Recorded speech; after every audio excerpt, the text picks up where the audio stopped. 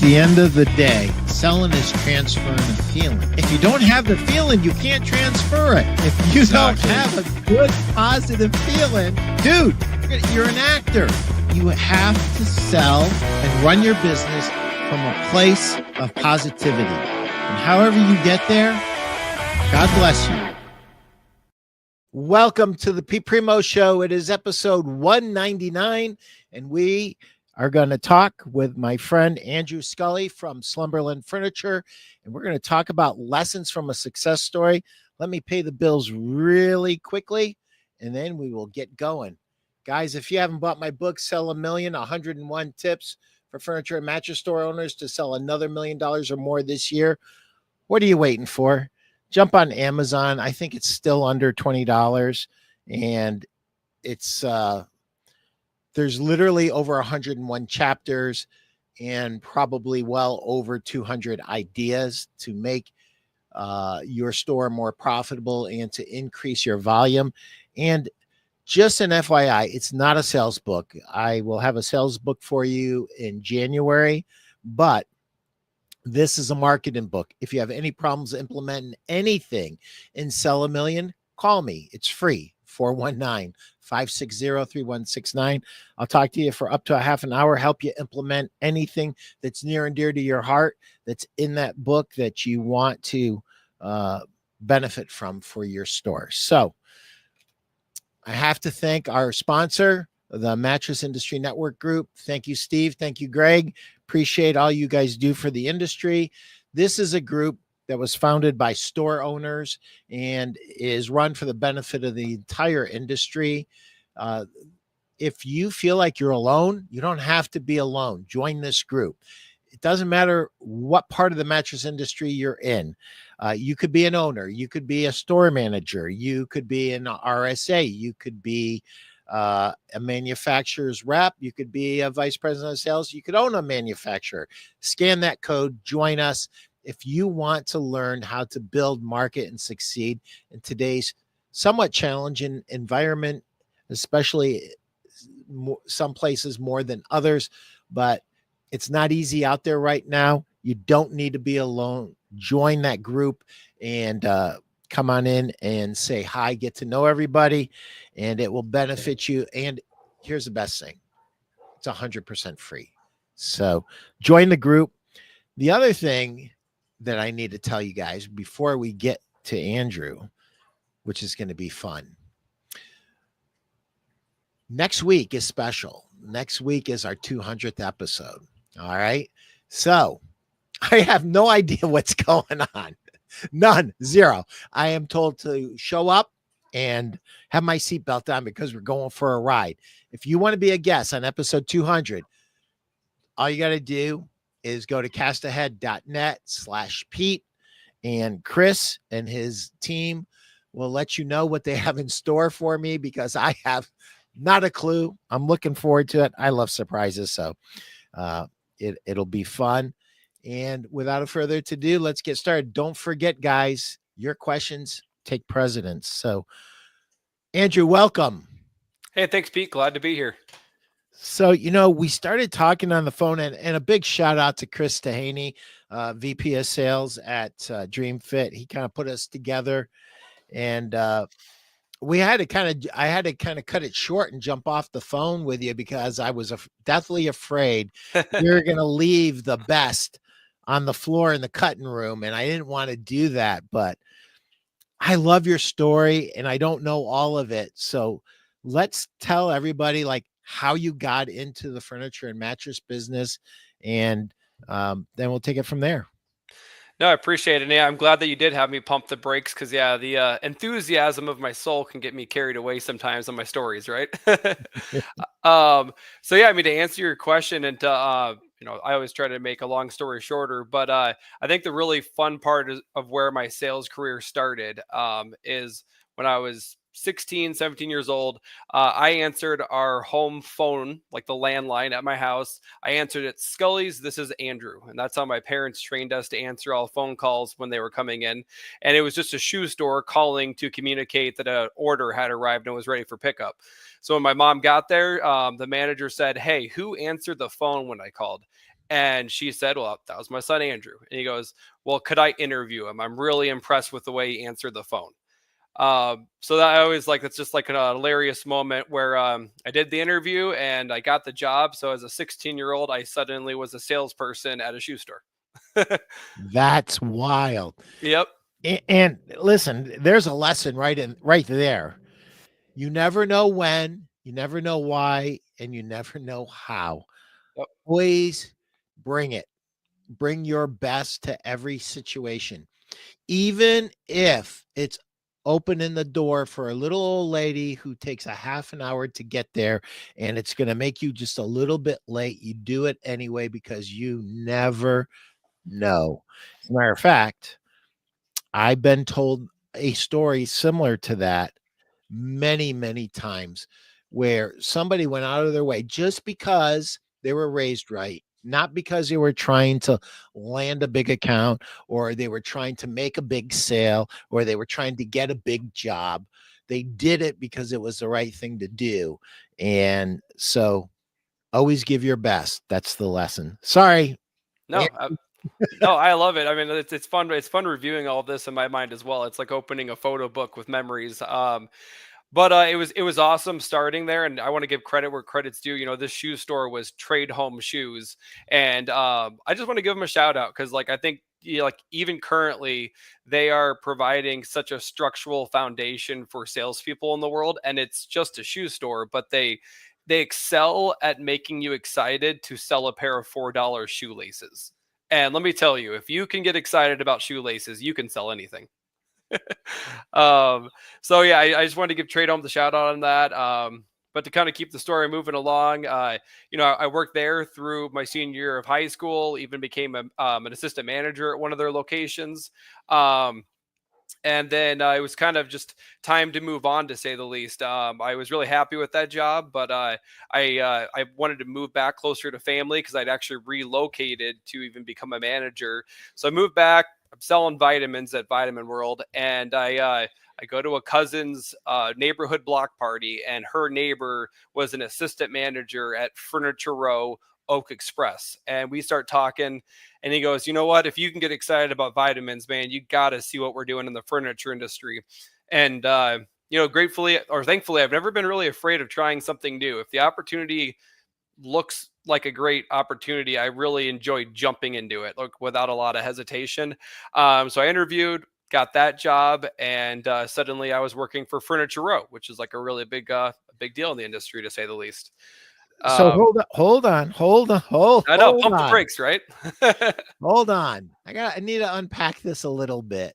Yeah. Chris Tahaney says, that's awesome. Round of applause for Mr. and Mrs. Scully for getting their kids ready for the workforce. Yeah, 100%, Chris.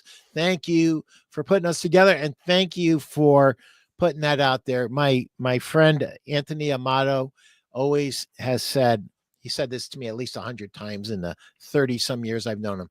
I can teach anybody how to sell a mattress. What I can't teach is good manners.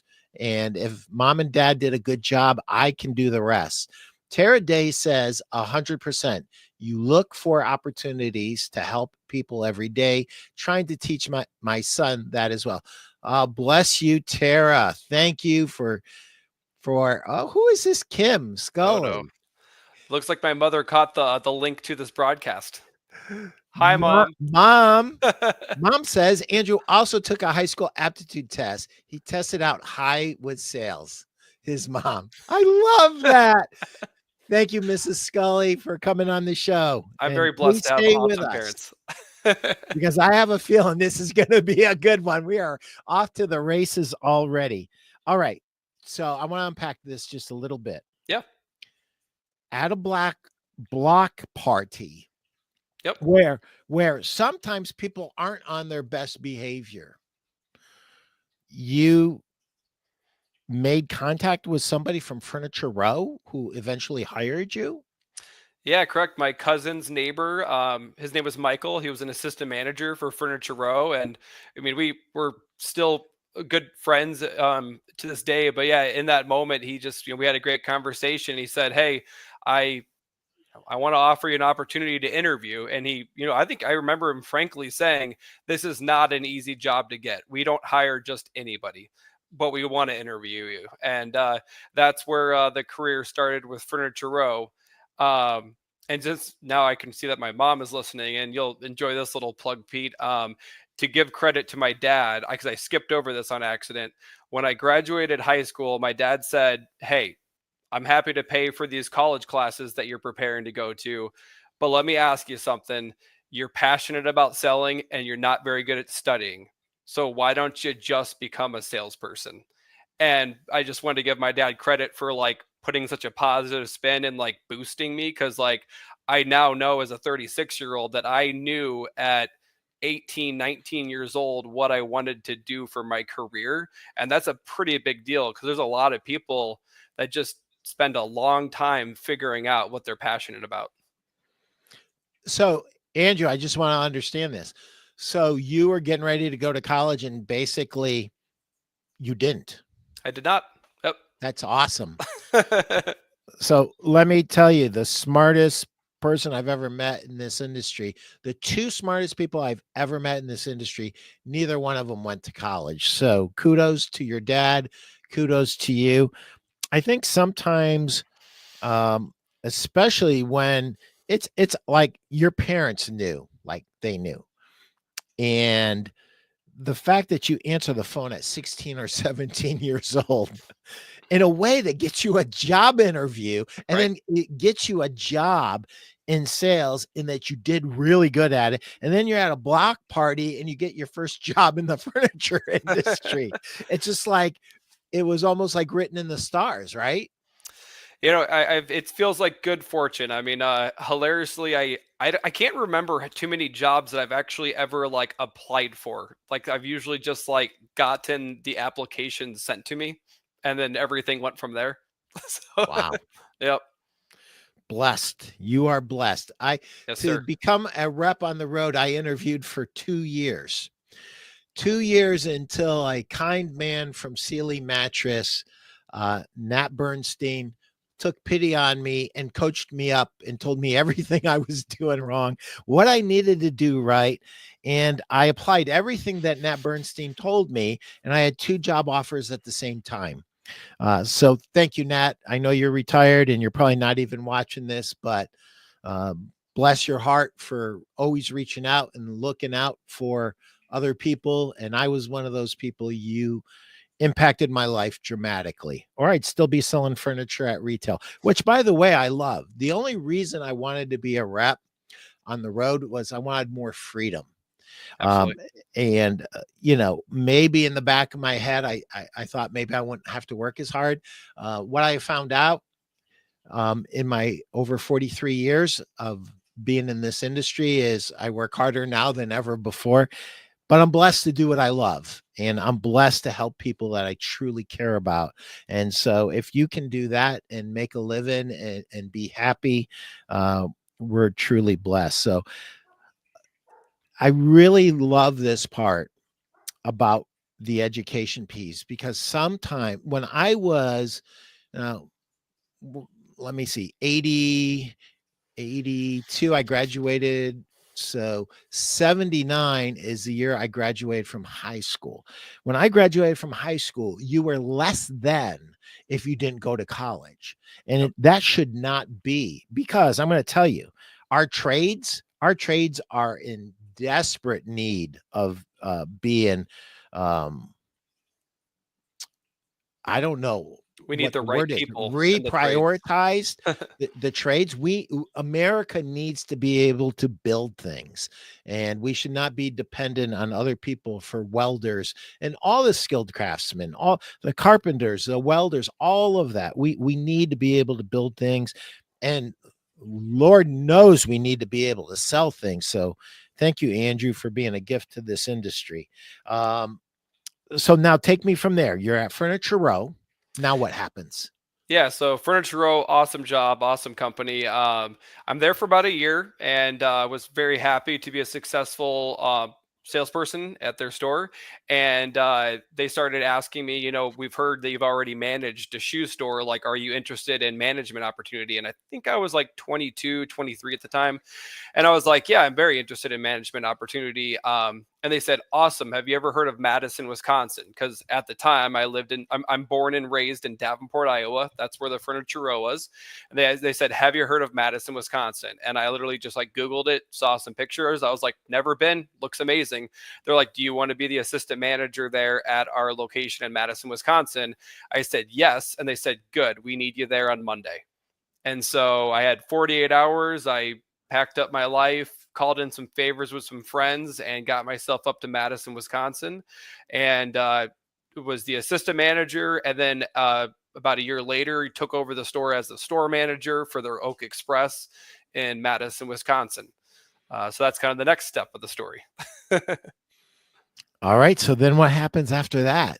You got me on the edge of my seat here. I know. I'm trying to give you time in case you have any questions or going to pause the, hit the brake pedal on me.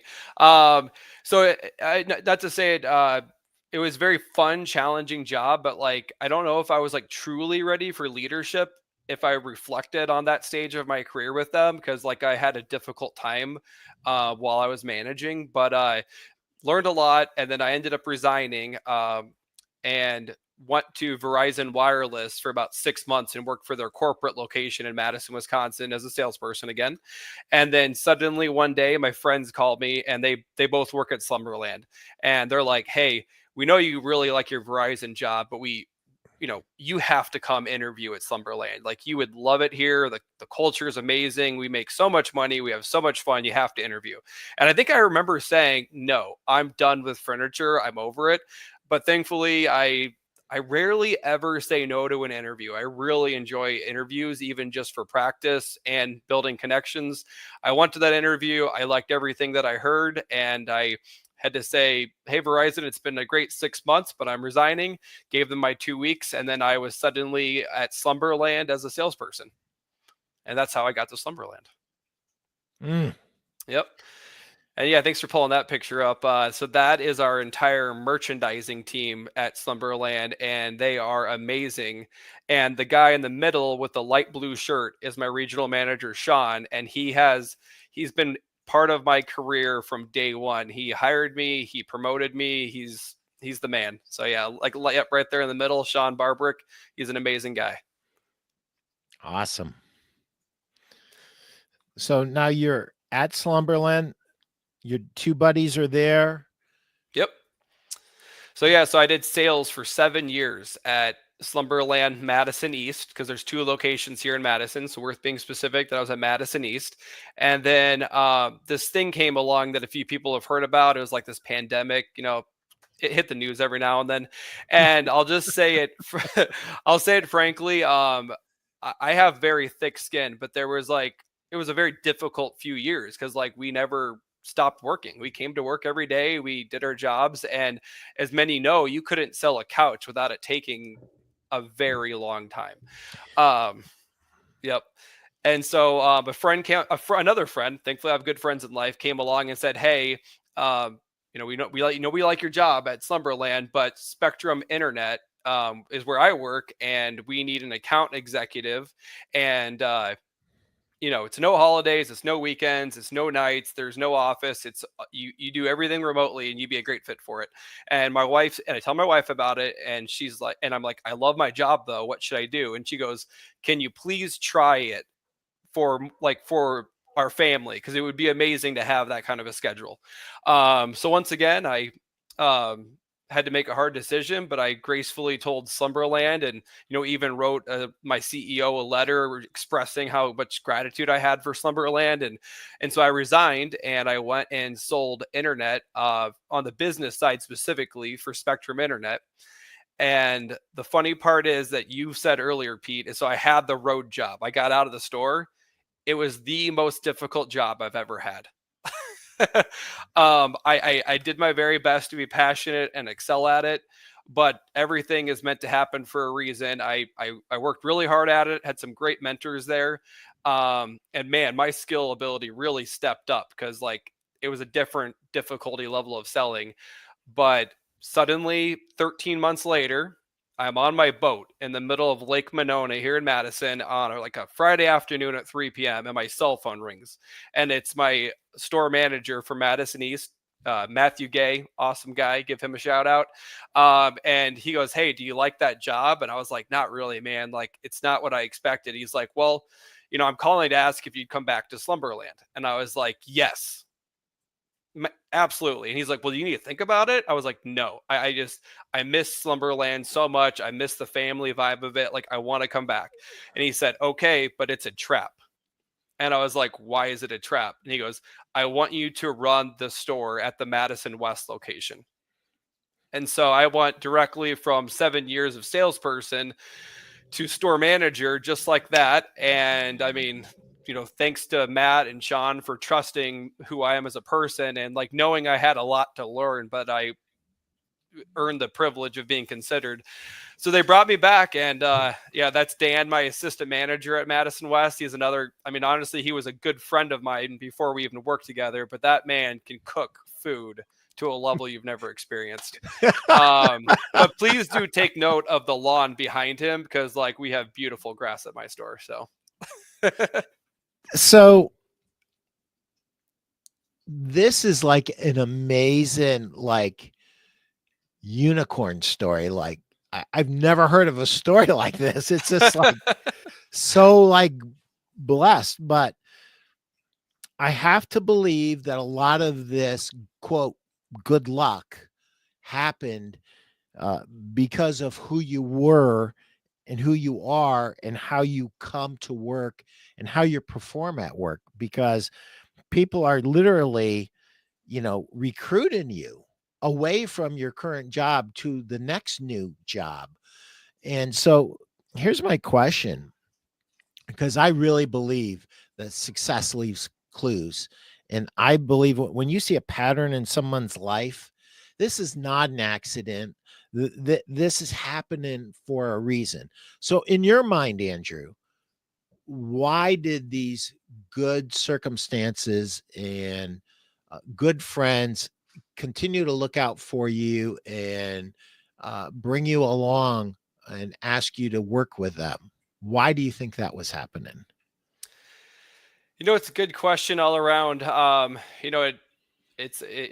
One should struggle to answer that thoroughly, but I mean, I think a lot of it comes back to integrity. I'm 36 years old, still have a lot of life ahead of me, but the one thing I'm really proud of is I can genuinely say that I've always cared about everybody around me throughout my entire life, and I really have never done anything maliciously to somebody to burn a bridge with that relationship. I care about people, and I want to, and maybe I could even selfishly say that I want to be liked. So like I show them the same friendship that I would want in return. So yeah, I mean, I'm surrounded, they always say surround yourself with successful people. I have great friends, I have great colleagues, but also like I'm very blessed to wake up every day with an immense amount of optimism and positive energy. And I do try to share that with everybody around me, because I know not everybody gets to wake up every day ready to make it a good day. But I can, like, yesterday is yesterday and today is today. I wake up with a lot of optimism, and I really try to spread that around. And as a salesperson, optimism takes you a really long ways. Yeah, I've been called a Pollyanna numerous Yeah. times. Like, Pete, are you really like this? Yeah, So this is dude, what I'm really like this. I like wake up every day. I will literally go in a rowboat and bring the tartar sauce going after Moby Dick and think I'm going to get it. yeah. And sometimes I do. I was enjoying those pictures that were coming across the screen there. So that is my Wisconsin Power Partners networking group. So I actually got permission to like have an exclusive party at my store for my networking group. So we all just enjoyed the furniture of the furniture store, and it was a big networking party. It was pretty cool. So she won a gift card. She's pretty happy about it. So. So let me ask you about that, because this is this is something that we've been hearing more and more about. Um, Furniture salespeople, stores, mattress salespeople, and stores getting involved in networking groups. Tell me kind of how that started and then I'm going to ask you a few questions about that. Yeah, no, thanks for asking. I'm really proud of the group that I'm with because there's a lot of groups to choose. So I chose Wisconsin Power Partners, WPP, and mostly chose that group because they're very focused on building relationships. And like, is referring business important? It absolutely is, but they're really focused on like get to know quality people in your community. And how I got into networking, because I did not know about networking groups. Like I joke that I didn't know that there was groups for people like me who won't stop talking. so, um, when I was at Spectrum Internet, my boss there, Kevin, a great guy, one of his requirements of everybody on his team is you have to be in a networking group. He firmly believes that it's a huge part of doing business. So he encouraged everybody. He got everybody into a networking group. And so when I quit Spectrum, one of the biggest things I took away from that job was how important networking was. And so I stuck with it. I'm very active. I actually host our chapter of our networking group. We meet at my store twice a month. So it's really fun because if 25 people show up, we're not going to run out of room to sit. So we got a lot of space in there. But it's fun. I mean, like, if nothing else, they're just my friends at this point. But to say it simply, I've realized I'm creating a brand. Like, I want to be the furniture guy. Like, if somebody is sitting in their living room and they're scrolling on LinkedIn and they see my information, I just want them to be like, that guy looks like he's a lot of fun and he sells furniture. So that's kind of my goal with the networking. I just like want to be the guy that people think of when they need to sleep better, when they need to sit better. Cause I mean, as I like to jokingly say, I'm really good at putting people to sleep. So you might as well come visit me. So I just want to get clear, and I apologize that Yeah. I didn't hear it the right way the first time. Who required the networking group? The Slumberland or the Spectrum? That was Spectrum Internet, and my boss there, Kevin, is the one that required that. He was like, "You will be in a networking group." So that's something that you brought over from your previous job, right? Yep. Over to Slumberland, right? Absolutely. I mean, I don't think there's any other Slumberland employee that I've met. It's a big company, but I don't think I've met any other Slumberland employee who's involved in networking, at least to the level that I am. Well, you are really touching on something that everybody that's watching this should really listen to, and that is, you might work for just one company, um, and you might have worked there for 20 or 30 years, but you never know which way the ball is going to bounce, and you never know when something is going to happen and you're going to need another job. And if you're not creating a brand for yourself, then a brand's being created for yourself by default. Yes. So purposely understanding that, listen, I plan on being at Slumberland the rest of my life, but I'm creating a brand within Slumberland and within the entire industry that I want to be known for. And for you, it's integrity and it's honesty, right? Absolutely. So I would encourage everybody. I just saw something where somebody had been with a company for a while. They were let go through no fault of their own. Networking is so big. Thank you, Scott Vaughn. Scott Vaughn is the best retailer in America, pound for pound. He runs Happy Z's in Paducah, Kentucky, and Benton, Kentucky. And he is saying networking is vital. It is so important. And Scott, you are a living testimony to this. You have reached out to people who didn't know you, invited yourself over to their stores, created great relationships that benefit everybody. And I just believe this in my heart of hearts. We're better off together than we are apart. And us not sharing information with each other, us not networking, us not doing everything we can to share the knowledge that we've been blessed with and to receive knowledge from somebody who's further along the path than we are, we're cheating ourselves and we're cheating the industry that we love. And so I would encourage everybody to get on this networking thing. This is not a little thing. This is a big thing. We've talked about it on other shows. Networking is something that you must do. It's important, even if it's just look across the street, look to your right, look to your left, look behind you. Go visit those stores today. You don't have to be in a networking group. Networking groups are great, but you need to network every day. It's part of our job. And especially when business isn't as vibrant as we'd like it to be. So thank you for bringing that point up. So one of the things that I am huge about is I can point like to every job I've ever had, even the worst job I've ever had, right? So the worst job I ever had, Andrew, was while I was going to college, I tore cards out. It's done by a computer now, but I tore greeting cards out of a sheet. And on this sheet that was like 5 by 7 feet long, there might be 50, 60 cards. And you had to punch them out and you had to rip them out and you had to stack them. And they would cut your hands. And then you had to not bleed on them. And so by the end of the thing, the shift, you had paper cuts all over your hands. You were bleeding all over the place. You were doing your best, taking short breaks to bandage them up. And of course, there were supervisors coming across, making sure you don't have a mess on your hands.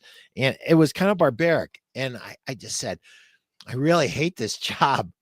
And so I found another job. And I learned something. It was really, really important for me to learn. I learned this at the beginning of my sophomore year. I learned that I did not want to work in a factory doing the same thing all the time. And what it forced me to do, Andrew, is really study hard. Like all the excuses all of a sudden went out the window. I'm playing football, I'm wrestling, I'm doing a lot of things. No. We're going to get good grades and we're going to have a good life. And what we're not going to do is work for American greeting cards, and we're not tearing cards out. That's not something we're doing.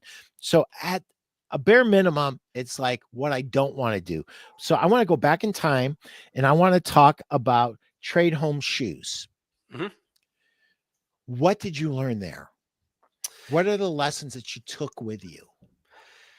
Just they truly teach the essentials of sales there. I remember a great takeaway from Trade Home is that you would get so excited when you sold a pair of like Echo shoes, for example, ECCO. They're like, even in like 2007, it was like $240 for a good pair of Echoes.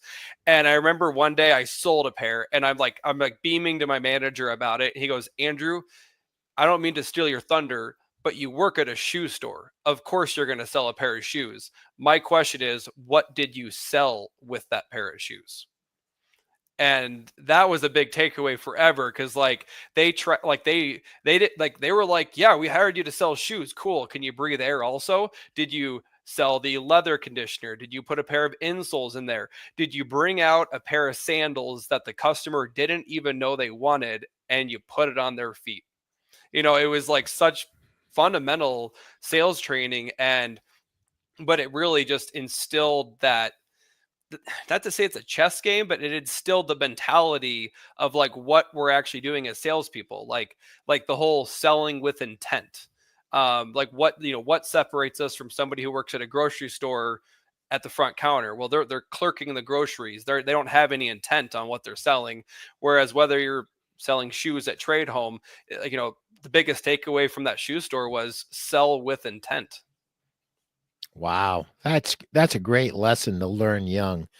And you probably learned this lesson also, Andrew, I'm guessing, but you tell me when I say this to you. You learned that you're not your customer, that your customer isn't you, that even though maybe you couldn't afford to spend $249 on a pair of shoes, your customer could. Yep. And that's something that a lot of salespeople, they get along into their career. Sometimes they don't learn that. And it's one of you are blessed if you learn that on your first sales job and you're paying attention to. Yeah, I remember the manager there said, if they haven't said no to anything, why would you stop?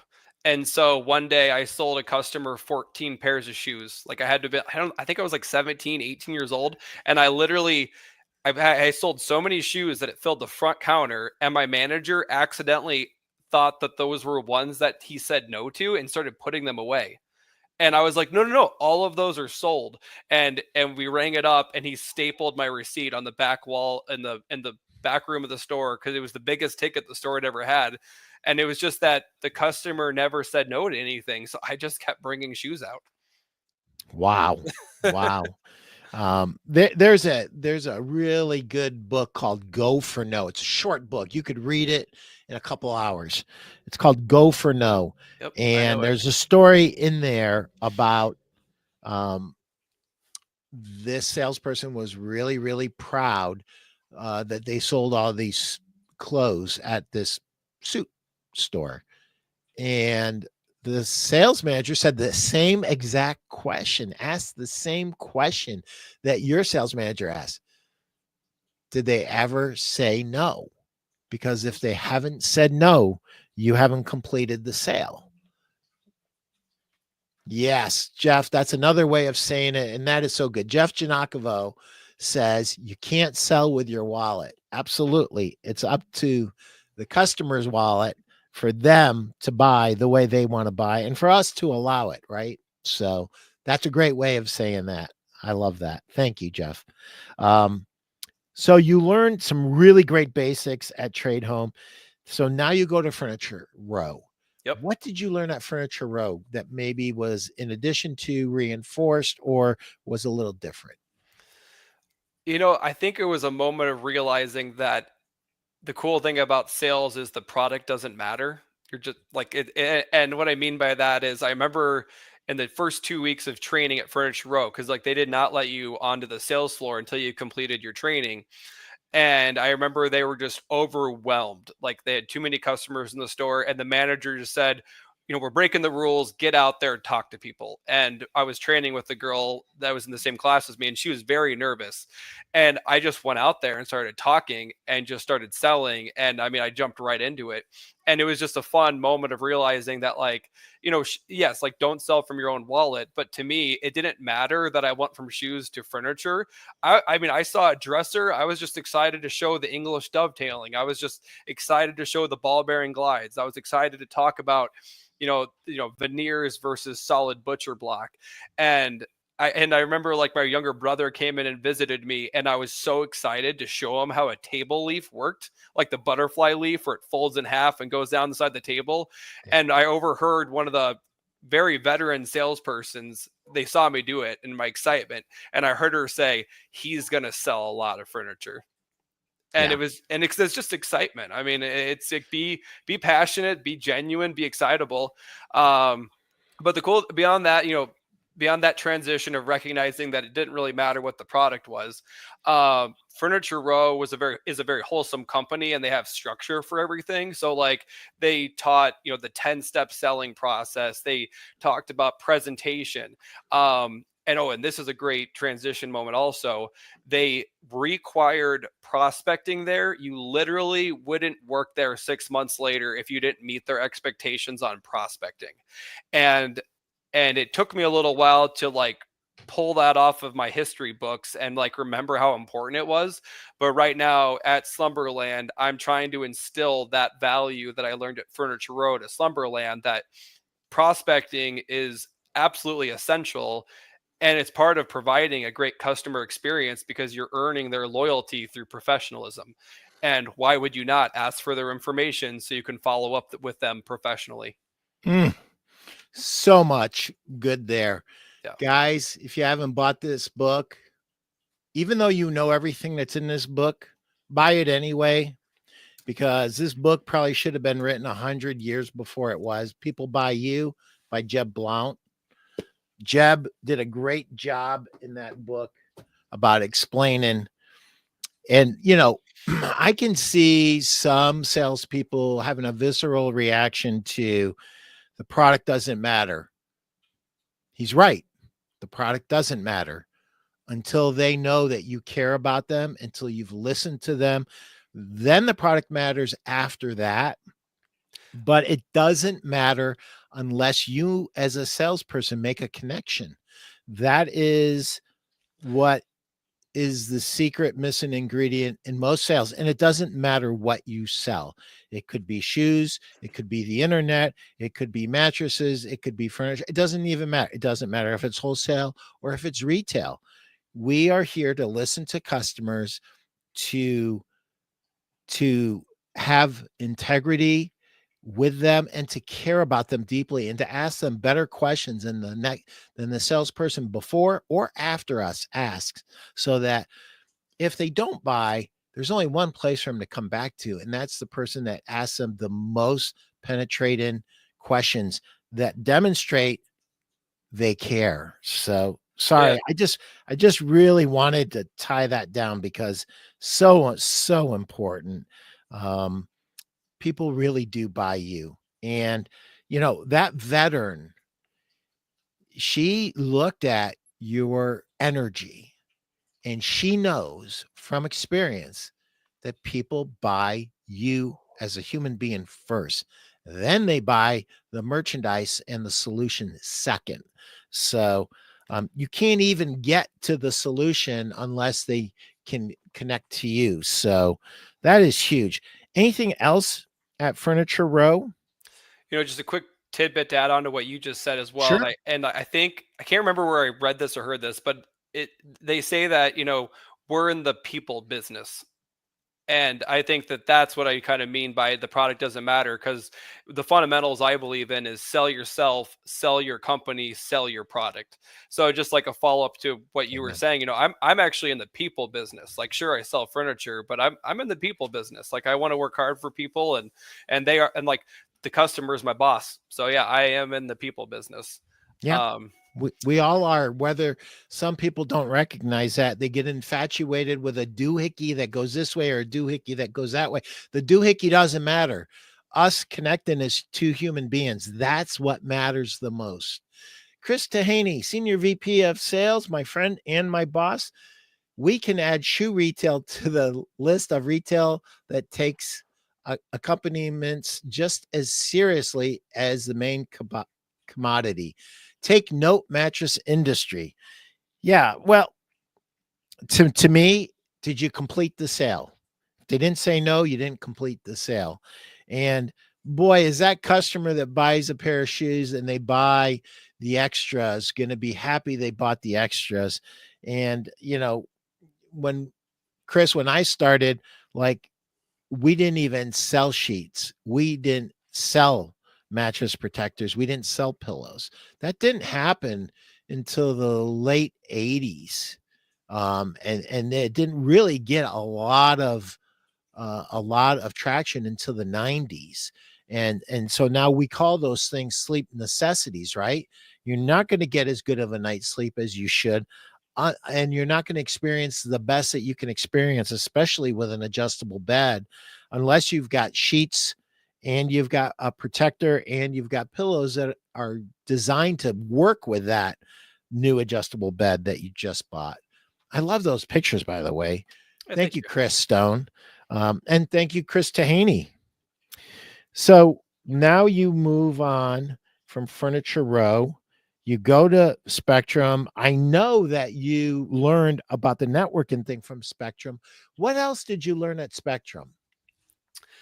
um I think the biggest thing that comes to mind right away is like I thought it was going to be an easy job. Like I thought it was like I felt like I was selling a utility, and my thought process was, well, if I can get somebody a utility that they're paying for less, then why wouldn't they want to say yes to it? But what I learned is that uh, you know people like run their businesses off of the backbone of the internet.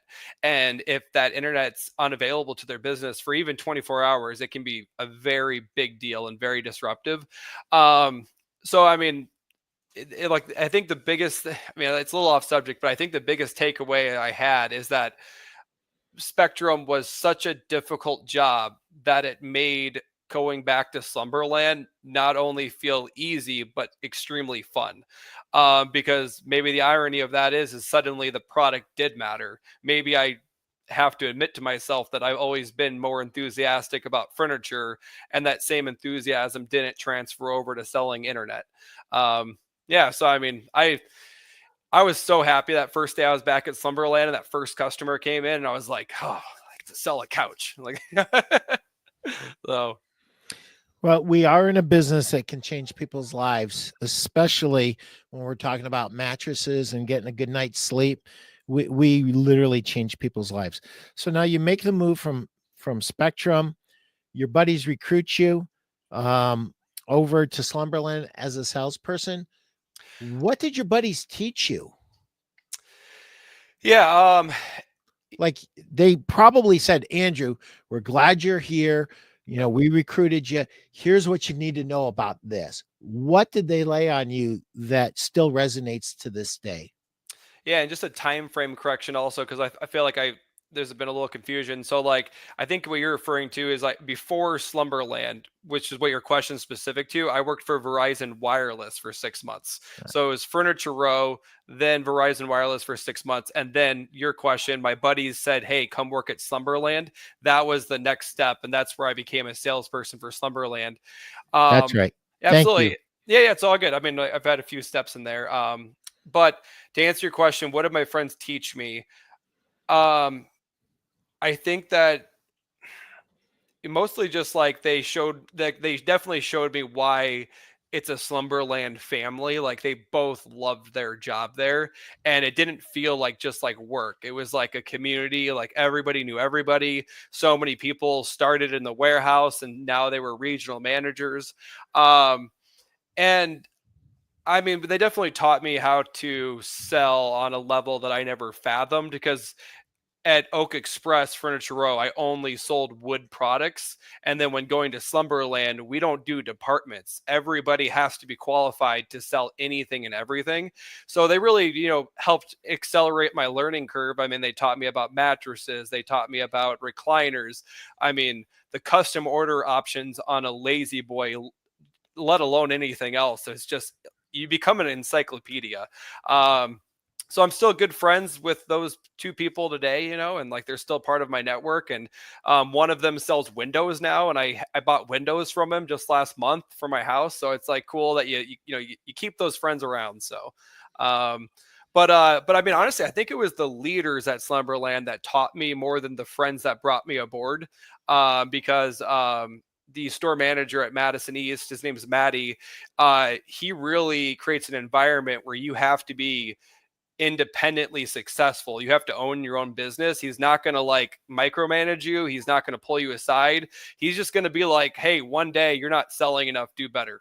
And so like, I think that was a really awesome thing that I learned at Madison East Slumberland, was just like owning your own business, being successful because you have your own control over it.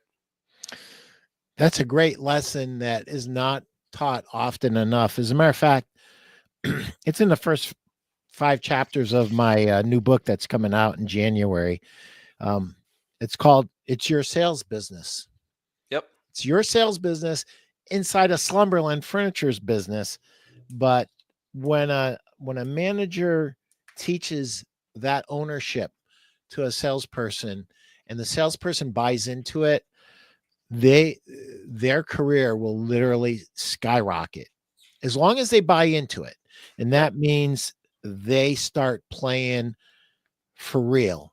They go to the seminars, they listen to the podcasts, they read the books, they learn from their teammates. Like they ask great questions and they learn by themselves. Every day, every salesperson that goes into a store should be trying to learn something by him or herself, and then also ask their manager a really good, insightful question that teaches them even more. But you have to go first. If it's your sales business, you have to go first. And I think that's huge, a huge piece. So then you went to Spectrum after that.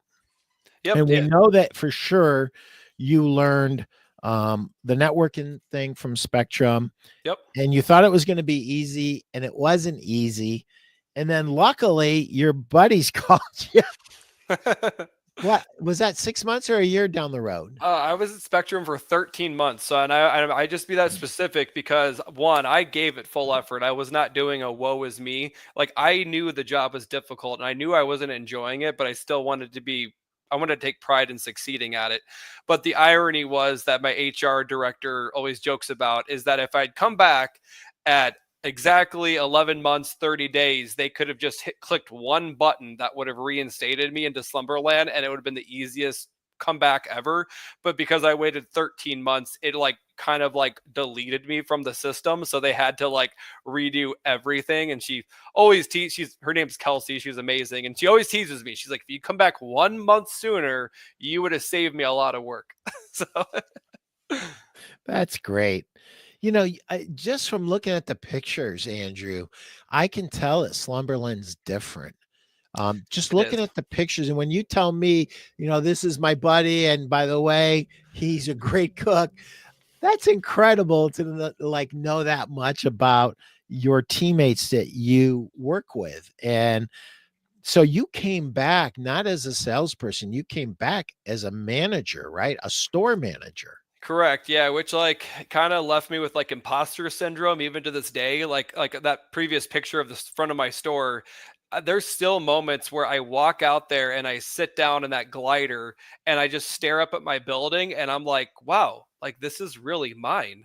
One, it's gratitude, but because it's a lot of gratitude, but like it's a really big deal to have your own store, and I'm beyond grateful that they saw they saw the potential in me and trusted that I could go from a salesperson directly to a store manager. And like I said, I'm just grateful for it because like it's an amazing opportunity and I love my store. I mean, the reason I was geeking out over the lawn earlier is this year I was crazy enough to handle all my own landscaping. So I mowed all that grass and I edged every sidewalk and I trimmed every bush. I mean, I think we have a beautiful property there, and curb appeal does bring a customer into the door. So I had a lot of fun putting the personal touch on our landscaping there this year. So Why would you do that? What is different about Slumberland that you would actually do that? oh, that's a good question. So my timing was actually so perfect when I became a store manager because they changed the model for managers. And what it was is they they took note of what the Slumberland franchises were doing really well. And because like our company is 50-50, there's a bunch of awesome franchises and there's a bunch of awesome corporate stores. And we had to take lessons from the franchises and we learned that they were taking more pride and watching costs more carefully because they own the business. It's their livelihood. And so they came to all the corporate managers and they said, hey, we already trust you. So we're going to try something new. Manage your store like you own it. And that resonated so big with me because I love owning things and I love taking care of things. Like if it's my truck, I'm going to polish it. If it's my boat, I'm going to polish it. And so when I looked at how much money we spent on landscaping in previous years, I was like, wait, I can save the company $6,000 to $10,000 and also have fun mowing for 2 hours a week. So I just got at it, and some people still think I'm crazy, but I mean, I don't know. I love the sunlight, so it was always like a nice break. If the day felt difficult, go outside and mow a little bit. And now our property looks like a golf course, so I'm pretty happy about it. So I got to tell you a funny story, and I do want to I want to unpack that a little bit. Chris Dehaney was visiting a top 100 with me, and we walked by, and the gardener said hi to me by my first name.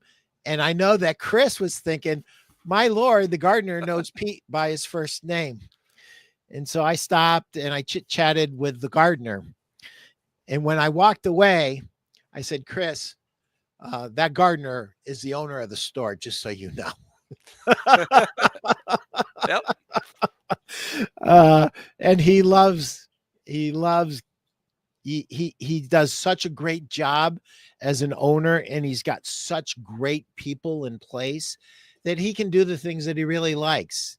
And he likes to do the gardening, and he likes to, and it's therapy for him. And that's what he does. And so managing your store like you own it is something I have been talking about for years and years and years. I am so glad that a company as big as Slumberland sees the value in this, because it is huge. Because people don't just work for money. They don't just work for the quote paycheck. They work because they believe they're having an impact. So when they came back to you and they said, we want you to pretend like you own this store. We want you to watch the costs of the store. And like, what happened like in that moment? Did you like start to feel differently? Yeah, I mean, I think they've said something along the lines that like expenses should feel painful, and they like weren't trying to do it in a mean way or anything, but like kind of the punchline of like, do you really need to call an electrician to change a light bulb, or could you just get a ladder out and change the light bulb? Mm. And and they motivate us financially. Let's be reasonable about it. They definitely have financial reimbursement in place for you being responsible with their money. And so like that's kind of fun, you know, like I like money, who doesn't? But I also just genuinely take pride and I like can evaluate what's important as far as expenses go, because just case in point, because of the money I saved on landscaping this year, I can now afford to resurface my parking lot next year. Wow. So, which is like a big deal because that parking lot's been there for 23 years. So it's like everybody's like, why would you go outside and sweat all summer long? And I was like, because I don't know how to surface a parking lot, but I know how to mow grass. And so, That is awesome. Listen, we only have a couple minutes left. Um, tell there's me. my S for Slumberland in the grass. I love that. So tell me, is there a question that I didn't ask you that you wish I would have during this show? I can't believe we're at the end of an hour, man. This Oh, went by fast. hey, if we were at a bar with some beer, this would be a long show. So like Oh we did yeah, good. it So would be going on another 2 hours. I can tell you that right there now. we are. Yep. Um, I really appreciate the style of the questions. I mean, like it allowed me to kind of focus on all of it. I think the biggest thing, like that you didn't ask is like, that I just wanted to share because I think it helped me out so much is you didn't ask about like any personal accomplishments in my life this year. Because like this conversation is about work, but I wanted to share something I did this year that I think could benefit a lot of people in our industry. I did a mental fortitude challenge this year called 75 Hard. And I started on April 1st. And what that challenge was, that it can be easily confused with a fitness challenge, but it's a mental fortitude challenge. Um, it's 75 days of sober. You cannot drink alcohol whatsoever. You have to choose a diet and stick to it. So I chose to consume no sugar for 75 days. You have to read 10 pages of self improvement every day. You have to drink a gallon of water every day. You cannot put anything in that water. Nothing. And then the biggest thing is you have to do two 45-minute workouts a day with a 3-hour break in between. And I'll tell you this, it's hands down the most difficult thing I've ever tried to do and then also accomplished. And it made me so happy at both in my personal life and at work because nothing felt as difficult as that challenge every day. So I mean, I dropped from like 210 pounds down to 175 pounds. So that was very fulfilling on my own personal health. But I know during those 2.5 months that I was exactly the leader that I wanted to be for my people at work. So I just wanted to like put that out there for everybody that like go do something difficult, make your life a little bit harder, and everything else will feel a little bit easier. Wow, that's great. 75 hard. Yes, Do sir. 75 hard. Get sober. Yep. Pick a diet. 10 pages of reading. Drink a gallon of water with nothing in it. That's Nothing in it. hard. And 2 45-minute workouts at least 3 hours apart. That's very, very cool. Yep. Andrew, we could talk for another 2 hours, but my producer has to do another show. So thank you, sir, very much. If somebody wants to get a hold of you, they've been watching the show, they want to get a hold of you. How do they do that, Andrew? So I'm very active on LinkedIn. I will respond to messages on there. However, my email is very easy. It's Andrew.Scully@slumberland.com. Reach out, say hello. If you're ever in Madison, come find me. I'd love to get lunch with you. Awesome. Andrew, thank you. And everybody, go out there this week and sell 1 million and have fun doing it.